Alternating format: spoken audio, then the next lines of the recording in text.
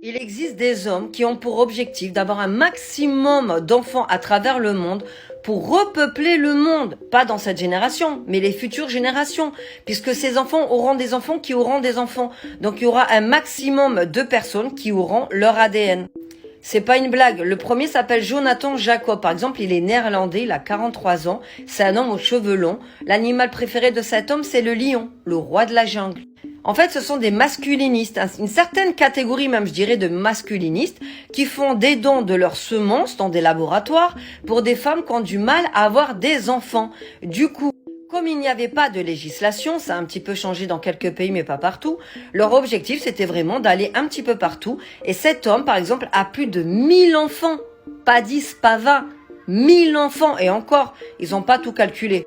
Je vous laisse imaginer dans quelques générations ce que ça va donner au niveau des descendances. Il y en a un autre, il s'appelle Anthony. Lui, il a énormément donné, par exemple, au Kenya. D'ailleurs, Jonathan a aussi donné au Kenya. Son but, et c'est horrible ce que je vais vous dire, c'était de blanchir le Kenya.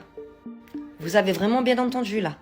D'ailleurs, c'est arrivé en 1800 au Cap-Vert. C'était une sorte d'empereur anglais. J'ai pas le nom. Il avait fait exactement la même chose là-bas au Cap-Vert. Donc, s'il y a des recherches, on comprendra un petit peu cette génétique. En plus, ils s'amusaient à la roulette russe, c'est-à-dire que ce qu'ils aimaient bien faire, c'est se donner rendez-vous dans des parkings, vous êtes vraiment pas prêts, et de se donner leurs semences dans des tubes, de mélanger. Et ensuite, quand le bébé allait naître, en fait, ils allaient tenir les paris.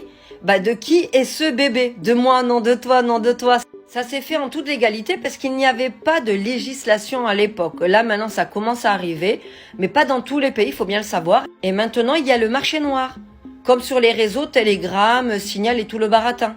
Ce que j'essaie de vous dire, c'est que ça continue encore aujourd'hui. Ah oui, le Jonathan, c'est pas tout. Le truc qu'il voulait aussi, c'est comme il avait sa chaîne YouTube, en fait, il a dit, pour qu'il n'y ait pas de consanguinité, tout simplement, il s'abonne à ma chaîne. Ce qu'il faudra faire, c'est prendre contact avec moi. Du coup, ils sauront qu'ils sont demi-frères et demi-sœurs. Il n'y aura aucune possibilité qu'ils se mettent ensemble.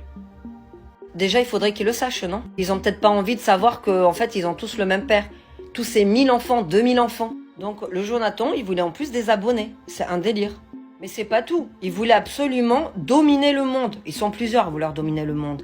Maintenant, il a une série sur Netflix. Alors, d'un côté, c'est bien pour dénoncer ça, mais de l'autre, il a son moment de gloire, le mec.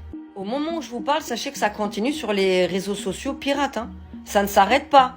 Vous, c'est quoi votre opinion? Vous pensez que c'est, comme moi, une chose complètement abominable?